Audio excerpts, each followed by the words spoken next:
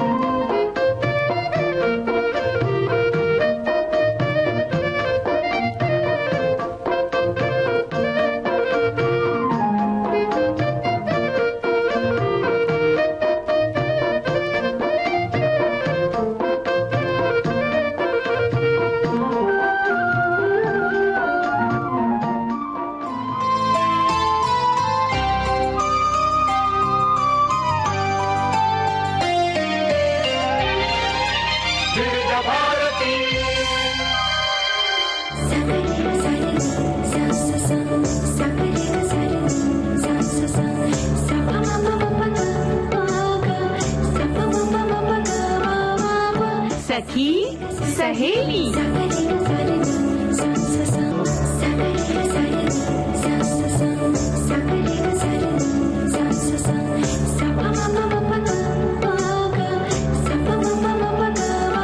सखी सहेली।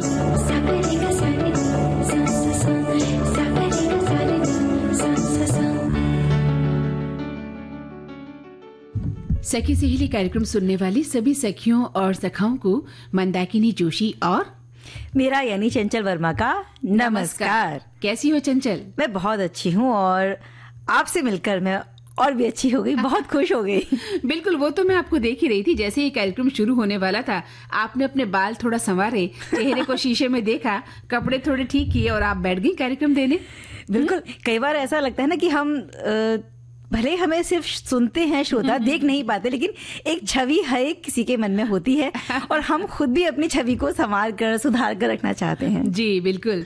तो चलिए, आज के कार्यक्रम कौन कौन से हैं इस पर तो हम बातचीत करेंगे। हाँ। लेकिन एक बहुत ही अच्छी बात मैं आपको बताना चाहती हूँ सभी सखियों और सखाओं को। तो भाई अच्छी बात है तो मुझे भी बहुत उत्सुकता है। अच्छी बातें सुनना सबको अच्छा लगता है। बिल्कुल। तो देखिए ना कि नेत्र बाधित महिला जो T20 की टीम थी ना, हाँ। उसने वर्ल्ड कप जीत लिया है। बहुत ही अच्छी बात है, जो भारत की महिला टीम के लिए बहुत बड़ी उपलब्धि है, हम सब महिलाओं के लिए बहुत ही गौरव की बात है। और श्रीलंका में खेले गए उद्घाटन यानी नेत्र बाधित महिला T20 वर्ल्ड कप उन्होंने अपने नाम कर लिया है और नेपाल की टीम को मात दे दी है। तो इस मैच के दौरान खिलाड़ी जो है फूला सरेन ने सबसे अधिक जो है रन बनाए थे। तो आपने एक अच्छी बात बताई, एक और अच्छी बात मैं बता दूं आपको। बताइए। ये आपने जो नेत्र बाधित क्रिकेट टीम है उसकी बात की, महिलाओं की टीम की, तो महिलाओं की जो कबड्डी टीम है भाई उसने भी इतिहास रच दिया है।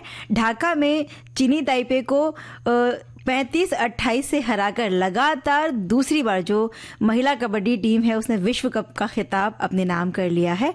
और भारत ने ग्रुप चरण के सभी 4 मैचों में जीत हासिल की। क्या बात है, क्या बात है। तो आज तो हमारे कार्यक्रम की शुरुआत छक्के से हो गई है, इस पर तो हम बातचीत करेंगे। हाँ। लेकिन एक बहुत ही अच्छी बात मैं आपको बताना चाहती हूँ सभी सखियों और सखाओं को। तो भाई अच्छी बात है तो मुझे भी बहुत उत्सुकता है। अच्छी बातें सुनना सबको अच्छा लगता है। बिल्कुल। तो देखिए ना कि नेत्र बाधित महिला जो T20 की टीम थी ना, हाँ। उसने वर्ल्ड कप जीत लिया है। बहुत ही अच्छी बात है, जो भारत की महिला टीम के लिए बहुत बड़ी उपलब्धि है, हम सब महिलाओं के लिए बहुत ही गौरव की बात है। और श्रीलंका में खेले गए उद्घाटन यानी नेत्र बाधित महिला T20 वर्ल्ड कप उन्होंने अपने नाम कर लिया है और नेपाल की टीम को मात दे दी है। तो इस मैच के दौरान खिलाड़ी जो है फूला सरेन ने सबसे अधिक जो है रन बनाए थे। तो आपने एक अच्छी बात बताई, एक और अच्छी बात मैं बता दूं आपको। बताइए। ये आपने जो नेत्र बाधित क्रिकेट टीम है उसकी बात की, महिलाओं की टीम की, तो महिलाओं की जो कबड्डी टीम है भाई उसने भी इतिहास रच दिया है।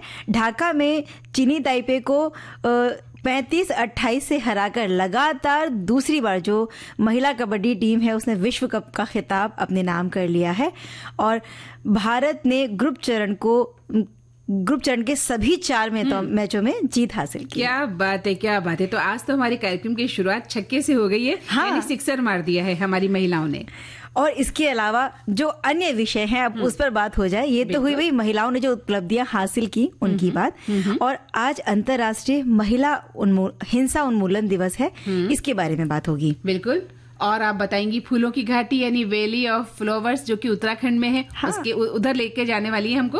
और पता है, जब कुछ भी बहुत खास बात होती है, चाहे वो अच्छी हो बुरी हो, देश या विदेश से जुड़ी हो, हम लोगों से जुड़ी हो, इस पर बहुत सारे संदेश एक साथ हमें दिखाई देने लगते हैं अलग अलग सोशल मीडिया की साइट्स पर। और कई बार कुछ खबरें सच्ची होती हैं, कुछ झूठी भी होती हैं, लेकिन कई बार हम बिना सोचे समझे इन संदेशों को फॉरवर्ड करने लगते हैं। हाँ। तो इसके क्या फायदे नुकसान हैं, या फॉरवर्ड करना चाहिए नहीं करना चाहिए, इस पर थोड़ी सी चर्चा हम करेंगे। बिल्कुल सही कहा आपने कि हम लोग उस बाढ़ में हम भी बह जाते हैं। हाँ। है ना, सोचते भी नहीं कि भी ये खबर सही भी है या नहीं है, और इसके काफी बुरे परिणाम भी सामने आते हैं। तो बचना चाहिए। जब तक खबर की पुष्टि न हो जाए तब तक उस सूचना को, कोई भी हो सकती है वो, चाहे पारिवारिक सूचना हो चाहे सामाजिक सूचना हो, उसे कहीं भी इधर से उधर नहीं करना चाहिए। और हमारे जो सुनने वाले हैं उनके साथ भी कभी ना कभी कुछ ऐसे हुआ होगा कि उन्होंने कोई खबर सुनी, फॉरवर्ड भी कर दी, बाद में पता लगा कि ये तो सच खबर थी ही नहीं, और इसका उन्हें कहीं कोई खामियाजा उठाना पड़ा।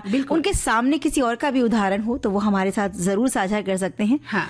और मौसम ठंड का है, ठंड दिन पर दिन बढ़ रही है, ऐसे में नहाना अपने आप में एक बड़ा टास्क होता है।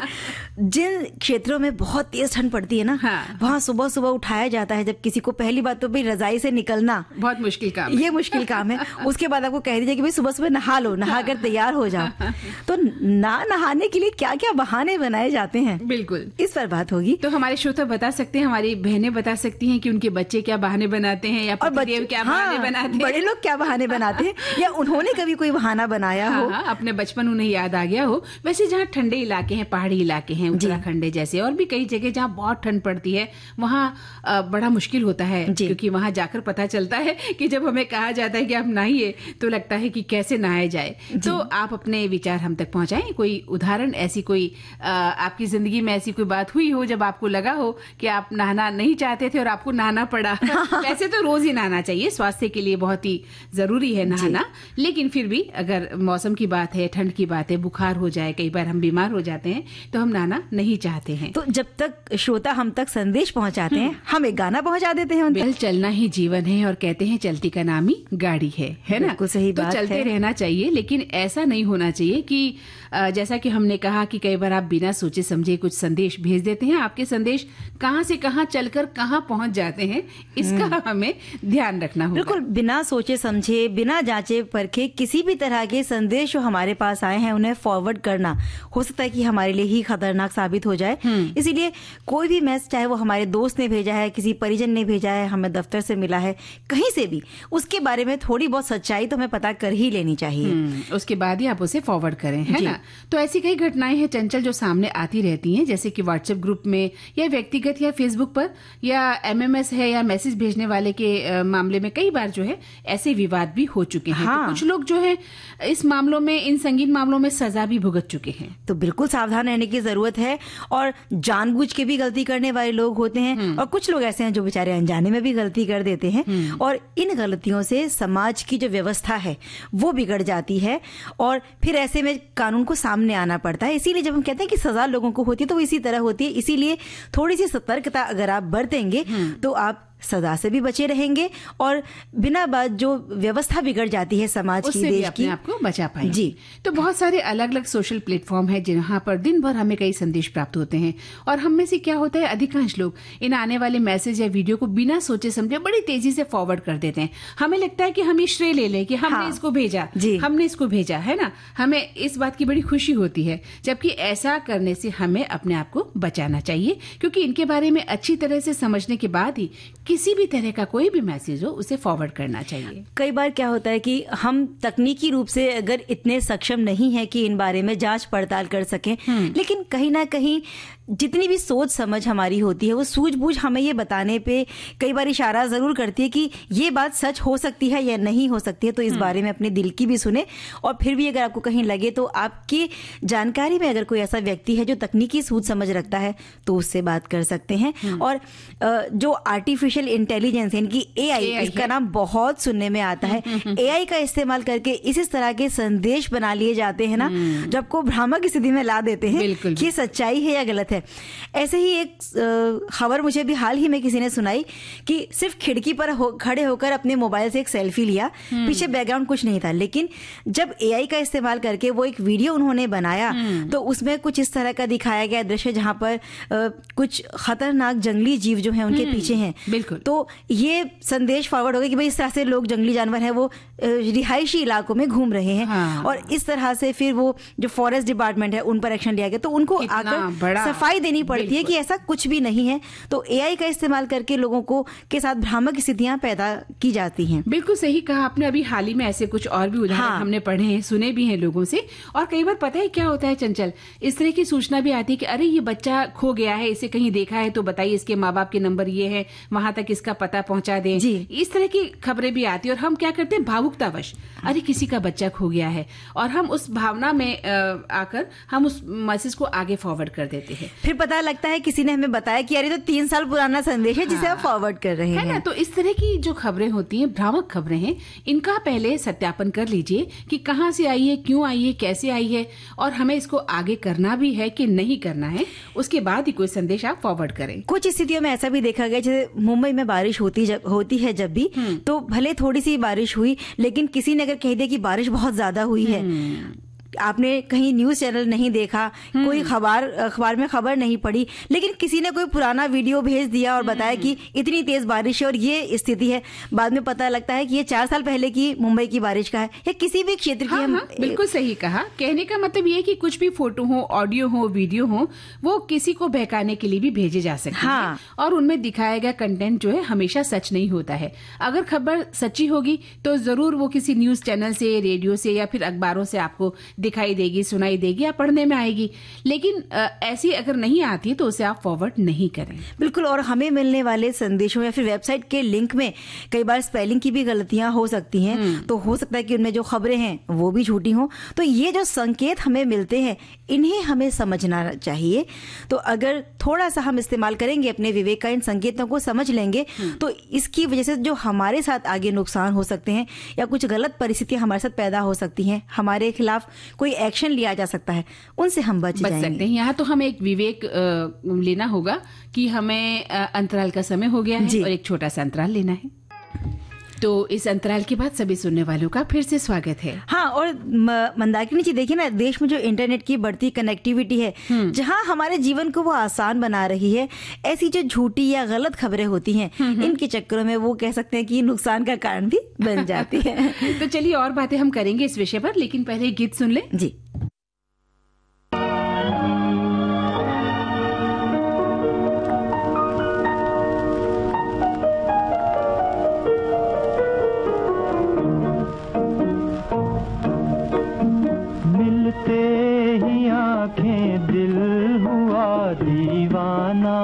किसी का मिलते ही आंखें दिल हुआ दीवाना किसी का, अफसाना मेरा बन गया अफसाना किसी का, अफसाना मेरा बन गया अफसाना किसी का।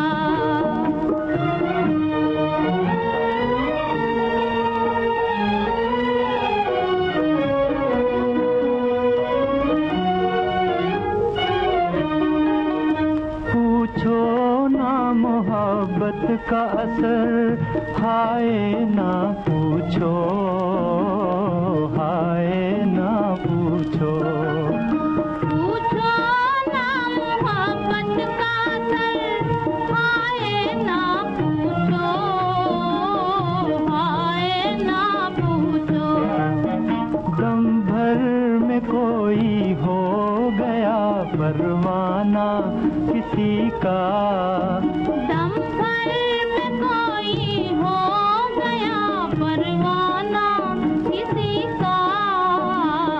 अफसाना मेरा बन गया, अफसाना किसी का, मिलते ही आंखें दिल हुआ दीवाना किसी का।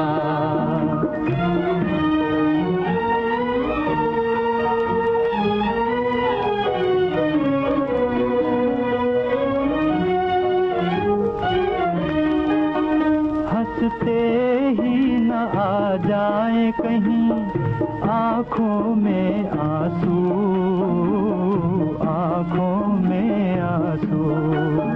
हंसते ही ना जाए कहीं आँखों में आंसू, आँखों में आंसू।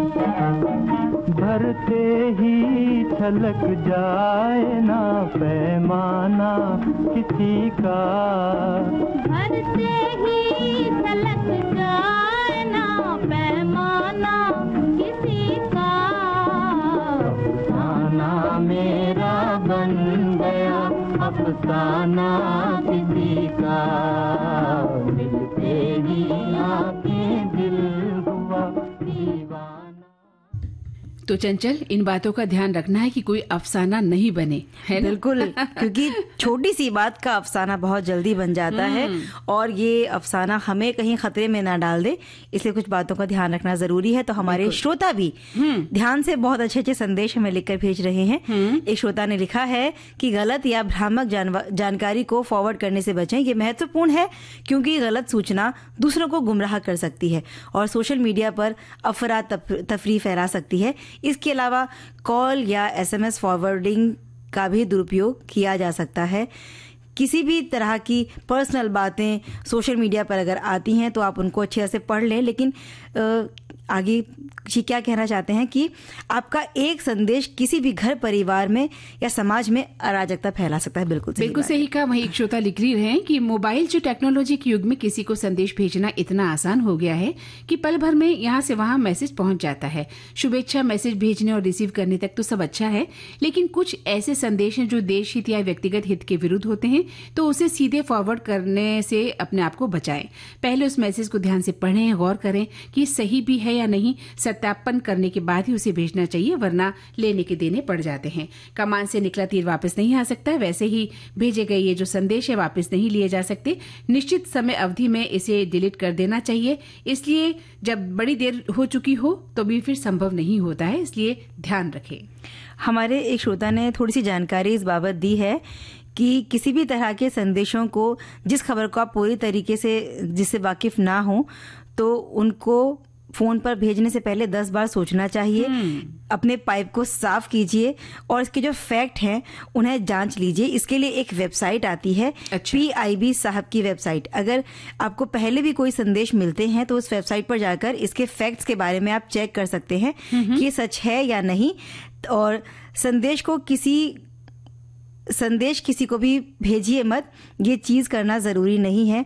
और मीडिया पर बहुत सारे फर्जी ट्रेंड भी चल रहे हैं, तो इसके लिए आप थोड़ा सतर्क रहिए। बिल्कुल सही कहा। वहीं एक श्रोता लिखते हैं कि आज के डिजिटल युग में हम रोजाना social media, WhatsApp, Facebook, Instagram आदि पर सैकड़ों संदेश देखते हैं, साझा करते हैं, लेकिन बिना सोचे समझे कोई भी संदेश फॉरवर्ड करना कई बार गलत सूचना फैलाने जैसा हो जाता है, अफवाह फैलाने वाला हो जाता है। किसी की भावनाओं को ठेस नहीं पहुंचाएं, इसलिए ये बहुत जरूरी है कि संदेश फॉरवर्ड करने से पहले एक बार आप ठहर कर सोच लें। बिल्कुल सही बात आगे है। भी लिखते हैं कि संदेश की सच्चाई जांचें, क्या ये विश्वसनीय है और तथ्य है, फोटो है, वीडियो है, असली है, और फर्जी खबरें हैं जो फेक न्यूज होती हैं वो अक्सर भावनाओं को भड़का देती हैं। अफवाह और डर फैलाने वाले का जो संदेश होता है वो नहीं फैलाएं, और कई बार समाज में ऐसे जो संदेश हैं वो तनाव भी पैदा कर देते हैं। जी मंदाकिनी जी, और इसीलिए सोशल मीडिया आधुनिक तकनीक का संचार का अच्छा माध्यम है, लेकिन इसका जो दुरुपयोग हो रहा है इसे हम मिलकर ही रोक सकते हैं। और कुछ चीजें कई बार हमें दिखाई नहीं देती हैं और कई बार बिना रोक टोक के इस तरह से अपने मनचाहे विचार हम शेयर कर देते हैं। इसमें बहुत सारी बातें जो हम शेयर करते हैं ना वो बेबुनियाद भी होती हैं और ये समाज पर, हमारे परिवारों पर, हमारे बच्चों पर बहुत गलत असर डाल रही हैं। बिल्कुल। वहीं एक श्रोता लिखते हैं कि गलत या भ्रामक जानकारी देने से अपने आप को बचाएं, ये बहुत जरूरी है क्योंकि गलत सूचना दूसरों को भी गुमराह कर देती है। और सोशल मीडिया में इन दिनों वैसे भी इस तरह की बातें बातें होती हैं तो कभी कभी किसी की पर्सनल बातें भी होती हैं, इनसे भी आप बचें और अच्छी तरह से उसे पढ़ लें। आपका एक संदेश किसी के घर, परिवार, समाज को किस रूप में क्या दे सकता है, इस बात को जान लें। हमारे श्रोता ने लिखा भी है कि जब उन्होंने कोई गलत संदेश पढ़ा तो वो उनको बार बार लिखती रहीं और उनसे हाथ जोड़कर उन्होंने विनती भी की कि आप इस तरह की पोस्ट ना डालें, और इस तरह की पोस्ट पढ़ने से कई बार हमारा समय भी बर्बाद होता है और जो अच्छी बातें हैं उनको पढ़ने से हम वंचित रह जाते हैं। बिल्कुल सही कहा आपने। और इस तरह से सबसे बड़ी बात तो यही है कि जब आपको ऐसा जरा भी शंका हो इस विषय पर तो आप पहले जानकारी जुटाएं कि ये सच है या झूठ, और उसके बाद ही किसी सूचना का आदान प्रदान करें। और हम आदान प्रदान गीतों का कर लेते हैं जरा सा। हाँ तो चंचल भाई, संदेश तो हमने बहुत भेज दिए, क्यों ना हम खुद एक बहुत अच्छी जगह घूम कर आए। हाँ, मुझे पता है आप फूलों की घाटी पर मुझे लेकर जाना चाहती हैं ना? और ये जो बड़ा खुशनुमा सा मौसम होता है ना सर्दियों का, जब सुबह सुबह के वक्त जब हम किसी बाग बगीचे में जाते हैं तो फूल पत्तियों पर, घास पर जो ओस की बूंदें होती हैं, नरम नरम घास पे चलने का एक अलग मजा होता है। और अगर बात वहाँ बहुत सारे फूलों की हो, मतलब वो घाटियां ही फूलों से लदी हो, तो घूमने का एक आनंद ही अलग होता है। बिल्कुल। तो चलें उत्तराखंड की सैर करने चलें। बिल्कुल, उत्तराखंड बड़ी प्यारी जगह है। पहाड़ों की वादियों में वहाँ जो सुंदर सुंदर जगह है उनमें से ही एक सुंदर है फ्लावर वैली से कहते हैं, फूलों की घाटी। सोच लो, बहुत ठंड हो रही है वहाँ पे, कुछ इंतजाम कर लिए हैं ना? बिल्कुल, इंतजाम बहुत सारे करके हम जाएंगे। हाँ तो बताइए फूलों की घाटी के बारे में। ये जो फूलों की घाटी है, जो नेशनल पार्क है, उत्तराखंड के चमोली जिले में बना हुआ एक राष्ट्रीय उद्यान है जो अपनी दुर्लभ औषधीय महत्व की जो वनस्पतियां हैं और यहाँ के जो फूल हैं उनके लिए जाना जाता है। और इसे 1982 में राष्ट्रीय उद्यान घोषित किया गया था और यूनेस्को की विश्व धरोहर की सूची में भी इसे शामिल कर लिया गया था। ये पार्क लगभग 87.5 वर्ग किलोमीटर के क्षेत्र में फैला हुआ है, जो करीब करीब 3,352 से लेकर 3,658 मीटर तक की ऊंचाई पर बना हुआ है। और जुलाई अगस्त के दौरान ये अपने सबसे अच्छे रूप में होता है। बिल्कुल सही कहा आपने। और जैसा कि नाम से पता चलता है, इस घाटी का जो मुख्य आकर्षण है वो है जीवंत फूलों से सजे बहुत ही खूबसूरत दृश्य, यानी आश्चर्यजनक दृश्य, जो अंतहीन रूप में फैले हुए हैं। और ये घाटी अपनी खिली हुई हिमालयी अल्पलाइन जैसी दुर्लभ और औषधीय वनस्पतियों के लिए भी बहुत मशहूर है। यहाँ करीब 500 से अधिक दुर्लभ और रंगीन फूलों की प्रजातियां हैं चंचल। और इनमें जो सबसे खास बात है वो ये है कि ब्रह्म कमल और हिमालयन ब्लू पॉपी यहाँ देखने को मिलता है। और यहाँ हर तरफ धुंधली चोटियों के साथ प्राकृतिक पुष्प जो है किसी बिछे हुए कालीन की तरह, एक खूबसूरत कालीन बिछा होता है ना, लाल और गुलाबी रंग का, वैसा दिखाई देता है। साथ ही ये एशियाई काला भालू, हिम तेंदुआ, भूरा भालू और नीली भेड़ जैसे दुर्लभ जीवों का भी घर है। तो जब ऐसी फूलों की घाटियों में घूमते हैं ना तो बहुत सारे जो दृश्य हैं, फिल्मी दृश्य, वो भी याद आते हैं।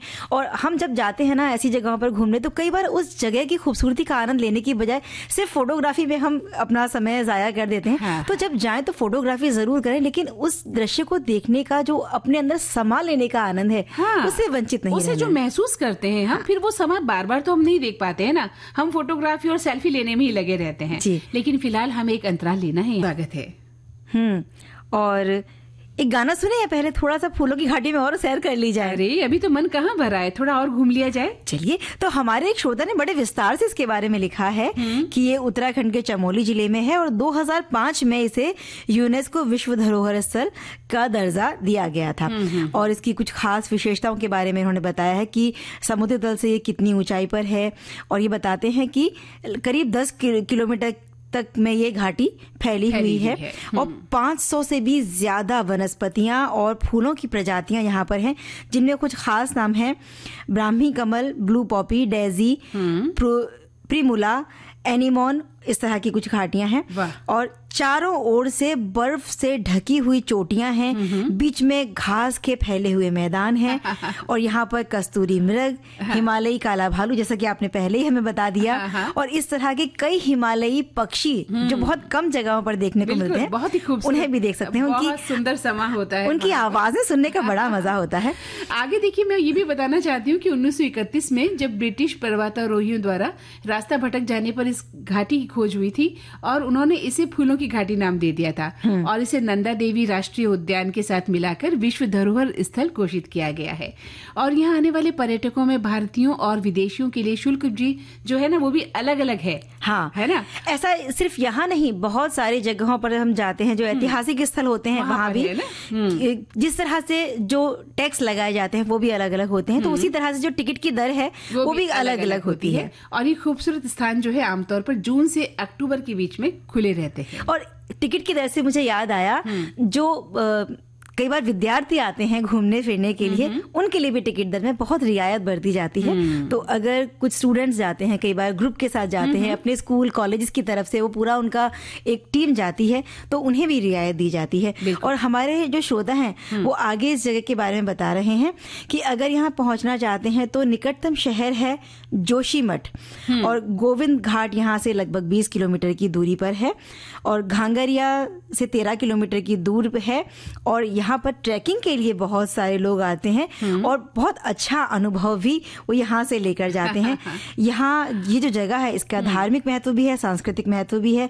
अगर आप आते हैं तो यहाँ पास में हेमकुंड साहिब जो कि बहुत एक पवित्र जगह है, ये भी आप जा सकते हैं, या जहाँ अक्सर श्रद्धालु आया करते हैं। बिल्कुल सही कहा। जब आपने बात ट्रैकिंग की तो हिमालय यात्रा की एक ऐसी जगह है चंचल जो हर ट्रैकिंग प्रेमी के लिए सपने की तरह है ये। और ये हर ट्रैकिंग प्रेमी के लिए स्वर्ग जैसा माहौल होता है वहां पर जब जाते हैं। और खूब सारे जो लोग ट्रैकिंग करते हैं हमें दिखते हैं, तो पन्ना जैसी घाटियां हैं, लुभावने पहाड़ हैं और रोमांच की कहानियां जब हम सुनते हैं या खुद जाके देखते हैं तब हमें पता चलता है कि कितना खूबसूरत स्थान है वो जहां हम गए हैं। तो एक गाना सुन ले, फिर आगे और इन घाटियों की सैर पर निकले।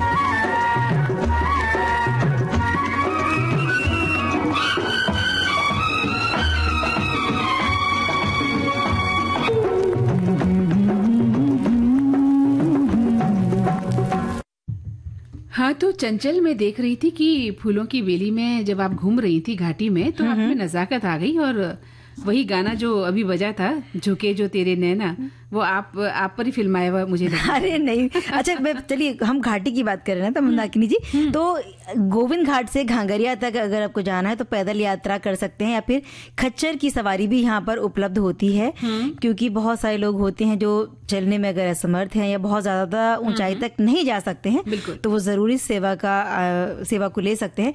इसके अलावा हेलीकॉप्टर से भी आप यहाँ तक पहुंच सकते हैं और हेलीकॉप्टर से अगर आपको जाना है तो गोविंद घाट से घांगरिया तक एक तरफ की यात्रा ये होती है।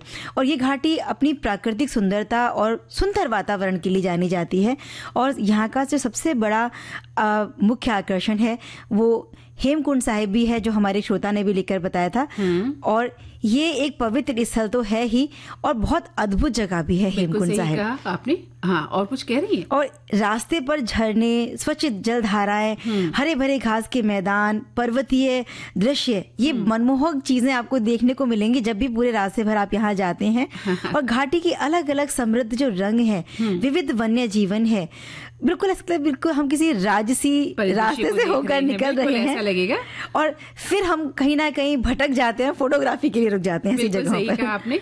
हमारे श्रोता लिख रहे हैं कि फूलों की घाटी जो किंवदंती है इसके लिए कि रामायण काल में हनुमान संजीवनी बूटी की खोज में इसी घाटी में आए थे और इस घाटी का पता सबसे पहले ब्रिटिश पर्वतारोही फ्रैंक एस स्मिथ और उनके साथी R.L. होड्सवर्थ ने लगाया था, जो इत्तेफाक से 1931 में अपने कॉमेट पर्वत के अभियान से लौट रहे थे और उनकी बेइंतहा खूबसूरती से प्रभावित होकर, मतलब इतनी खूबसूरत वादी देखकर स्मिथ जो है 1937 में इस घाटी में वापस आए और 1968 में वैली ऑफ फ्लावर्स नाम से किताब उन्होंने प्रकाशित करवाई। फूलों की घाटी में भ्रमण करने के लिए जुलाई, अगस्त और सितंबर, जैसा हम बता ही रहे थे, वहाँ ये महीने ज्यादा सर्वोत्तम भी माने जाते हैं। और ये ऐसा इसलिए भी है क्योंकि जब सर्दियां होती हैं, अपने चरम पर होती हैं, तो पहाड़ी इलाकों में बर्फबारी होने से ठंड और ज्यादा पड़ जाती है। तो मैदानी क्षेत्रों में जो लोग रहते हैं और खास तौर पर मुंबई में जो लोग रहते हैं जिन्हें ठंड की बिल्कुल ही आदत नहीं होती है, वो जब जाते हैं तो वो उस कड़ाके की ठंड को कई बार सहन भी नहीं कर पाते हैं। हमारी एक श्रोता लिख रही है कि उत्तराखंड एक बहुत ही अच्छा पहाड़ी स्थल है, मेरी फेवरेट जगह है। हालांकि मैं कभी नहीं गई हूँ, लेकिन इस जगह के बारे में सुना बहुत है। तो मेरे इस जगह के बारे में इतना ही कहना है कि ये जगह बहुत सुंदर है, बहुत ही प्यारी है, चाहे ये फूलों की घाटी हो या बहुत ही सुंदर जगह हो, मैं जाना चाहती हूँ। तो आप जाइए और पता लगाइए कि कैसी है उत्तराखंड जगह। और जो भी हमारे साथी जाना चाहते हैं उनके लिए हम बता दें कि हरिद्वार ऋषिकेश बेस कैंप से निकटतम रेलवे स्टेशन है यहाँ का, और निकटतम हवाई अड्डा है अगर आप हवाई जहाज से जा रहे हैं तो वो है जॉली ग्रैंट हवाई अड्डा, जो ऋषिकेश से करीब 21 किलोमीटर दूर पड़ता है। तो आप रेल द्वारा भी जा सकते हैं, हवाई यात्रा भी कर सकते हैं, और अगर आप पहाड़ी टेढ़े मेढ़े रास्ते देखना चाहते हैं तो आप जरूर अपने वाहन से, निजी वाहन से या बस से भी जा सकते हैं। जहाँ तक हम आपसे कहेंगे कि निजी वाहन से तभी जाइएगा जब आपको वहाँ की ड्राइविंग आती हो जी। उसके बगैर जाना थोड़ा सा रिस्की हो सकता है, इसलिए कोशिश करें कि जाएं और किसी ड्राइवर को लेके जाएं, है ना, या फिर जो वहाँ वाहन चलते हैं उनमें जाएं आप, तब आपकी यात्रा भी आनंदमय रहेगी और बहुत ही मंगलमय यात्रा होगी। और बस ऐसी वादियों में आप जरूर अपनी यादें कुछ बनाकर आइए, आनंद लीजिए उनका, और उन यादों के साथ आप थोड़ी सेल्फी कर जो होती है वो हमारी यादों का हिस्सा होती है। हाँ, वो तो हमारे जीवन का अभिन्न अंग बन गई है चंचल, है ना। ये तो चलिए, तो हम आगे बढ़ते हैं, और आप गीत सुनना चाहती हैं? हाँ, पहले गीत सुनकर फिर हम आगे बढ़ेंगे। चलिए, तो पहले गीत सुन लेते हैं। तो चंचल, आज के दिवस की बात करें अगर हम, तो आज क्या है बताइए भाई? आज है अंतर्राष्ट्रीय महिला हिंसा उन्मूलन दिवस, है ना। और अंतर्राष्ट्रीय महिला हिंसा उन्मूलन जो दिवस है वो प्रतिवर्ष यानी आज के दिन मनाया जाता है। संयुक्त राष्ट्र महासभा ने महिलाओं के विरुद्ध सभी प्रकार की हिंसा के बारे में जागरूकता बढ़ाने के लिए इस दिन को अंतर्राष्ट्रीय महिला हिंसा उन्मूलन दिवस के रूप में घोषित किया है। और ये दिन 16 दिवसीय सक्रियता अभियान की शुरुआत भी है, जिसका समापन जो है अंतर्राष्ट्रीय मानवाधिकार जो दिवस के साथ में यह संपन्न होता है। 7 फरवरी 2000 को आधिकारिक तौर पर 25 नवंबर का दिन था, वो महिलाओं के खिलाफ हिंसा के उन्मूलन के लिए अंतर्राष्ट्रीय दिवस के रूप में चुना गया। और इस मुद्दे पर सार्वजनिक रूप से जागरूकता बढ़ाने के लिए अलग अलग गतिविधियों का आयोजन भी किया जाए, इसीलिए इस दिन को मनाया जाता है। बिल्कुल सही कहा। और यूनेस्को मुख्यालय पेरिस में इस अवसर पर एक संगोष्ठी का आयोजन भी किया जाता है। महिलाओं के खिलाफ सभी प्रकार की जो हिंसाएं हैं उनको समाप्त करने के लिए, जागरूकता बढ़ाने के लिए ये दिन बहुत महत्वपूर्ण माना जाता है। और आज बिल्कुल ये समय आ चुका है कि महिलाओं और लड़कियों के खिलाफ जो भी अपराध है या हिंसा के मामले जो दिखाई देते हैं उन्हें समाप्त करने के लिए, कार्रवाई के लिए सभी को प्रेरित किया जाए। और इस दिन का उद्देश्य महिलाओं के खिलाफ होने वाली हिंसा के बारे में जागरूकता बढ़ाना और इसको पूरी तरह से समाप्त करना है। इसके साथ ही महिलाओं के संदर्भ में होने वाली हिंसा को रोकना, पीड़ित महिलाओं की सुरक्षा करना, उन्हें सहायता प्रदान करना, और जो अपराधी हैं उनके विरुद्ध मुकाबला करना या मुकदमा चलाना जरूरी हो जाता है। इसका उद्देश्य है। और जो लैंगिक समानता और महिला सशक्तिकरण को बढ़ावा देने में और महिलाओं के विरुद्ध सभी प्रकार के भेदभाव और हिंसा को रोकने और उसका मुकाबला करने में हर देश को अपनी अग्रणी भूमिका निभानी चाहिए। ये भी इस दिन का जो है उद्देश्य माना जाता है।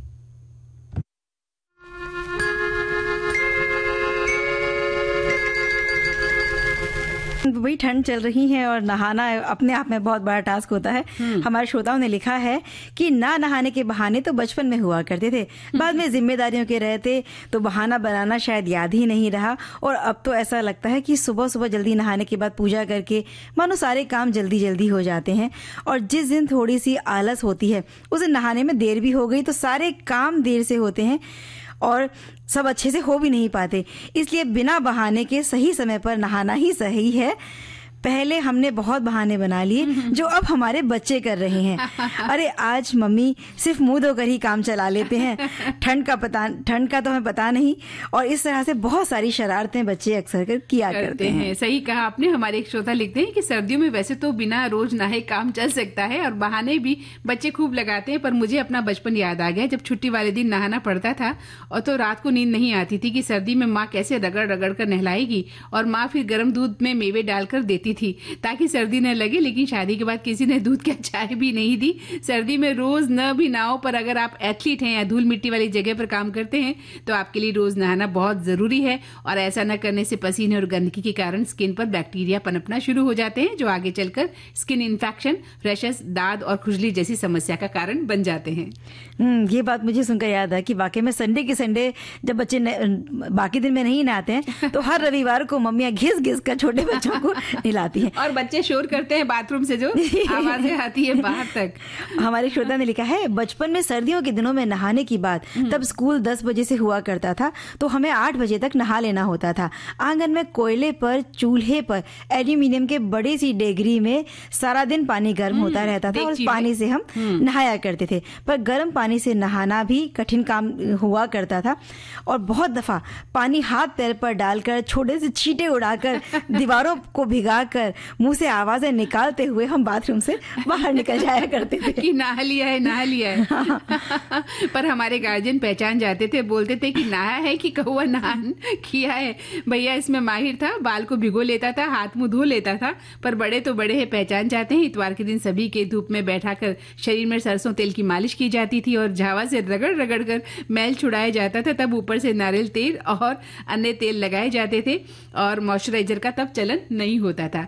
वही एक श्रोता लिखते हैं कि सर्दी में न नहाने के बहाने तो अब इस उम्र में नहीं कर सकते। अच्छे स्वास्थ्य के लिए नहाना जरूरी है। वो बचपन का जमाना था जब ठंड लगने के बहाने नहाने से बचना अच्छा लगता था, लेकिन माँ के हाथों बचना तब भी मुश्किल होता था। बिल्कुल सही बात है। माँ बिल्कुल पहचान लेती हैं कि आप नहाकर सचमुच आए हैं या झूठ बोल रहे हैं। कई बार तो बच्चे बोलते हैं कि नहीं नहीं हमें ठंड लग जाएगी। ऐसे हमारे श्रोता ने लिखा है कि ना नहाने का बहाना, ये विषय बहुत अच्छा है और बहुत मज़ेदार भी है। आज जब ठंड आ गई है, हम में से ज़्यादातर सर्दियों में ना नहाने का एक ही बहाना मानते हैं कि अभी आज कुछ ठीक नहीं लग रहा है, आज बदन में दर्द है, रहने दो, आज नहीं नहाते हैं। या तो फिर दूसरा बहाना है कि पानी बहुत ठंडा है, छोड़ो ना, सिर्फ मुंह ही धो लेते हैं, नहाते नहीं है, इतने ठंडे पानी से कौन नहाएगा। और ये सारे बहाने ज़्यादा बड़े होते हैं। सर्दियों में ना नहाने के लिए कुछ लोग ऐसे हैं जो 1-2 दिन तक ना नहाने के लिए बहाने मारते रहते हैं। तो एक दिन कई बार चल जाता है, लेकिन बहुत दिन अगर आप नहीं नहाएंगे तो जैसे आपने बताया था कि शरीर में बैक्टीरिया आ जाते हैं, उनसे बचना बड़ा जरूरी है। स्वास्थ्य के लिए सबसे अच्छा है नहाना। यहाँ तक कि कई बार हम सुस्त भी होते हैं और जब नहा लेते हैं तो आपने देखा कितने एक्टिव हो जाते हैं, एकदम स्मार्ट, चुस्त दुरुस्त हम महसूस करते हैं। तो नहाना बहुत जरूरी है। वही कुछ लोग होते हैं जो 12 महीने ठंडे पानी से नहाते हैं, ठंडी हो गर्मी हो कुछ फर्क ही नहीं पड़ता। हाँ, लेकिन कुछ लोग ऐसे भी होते हैं जो 12 महीने हल्के गुनगुने पानी से भी नहाते हैं। तो आप अपने शरीर का ध्यान रखें कि आपको किस तरह का पानी सूट करता है, उसी हिसाब से आप। हाँ, तो चंचल, मिलती है जिंदगी में मोहब्बत कभी कभी, तो मोहब्बत का जवाब हमेशा मोहब्बत से ही देना चाहिए। तो हमारे श्रोता भी हमसे बहुत मोहब्बत करते हैं और हमें भी उनसे बहुत प्यार है और ये प्यार सदा बरकरार रहे, यही हम चाहते हैं। बिल्कुल। और अब समय इजाजत नहीं दे रहा है कि हम और बातें करें, तो सखी सहेली कार्यक्रम से मंदाकिनी जोशी और चंचल वर्मा को दीजिए इजाजत। नमस्कार।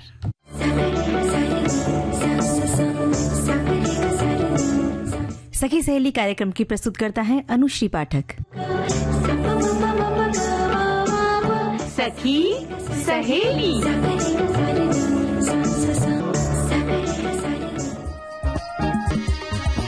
राष्ट्रीय सेवा, देश की सुरीली धड़कन। सखी सहेली कार्यक्रम बस थोड़ी ही देर में।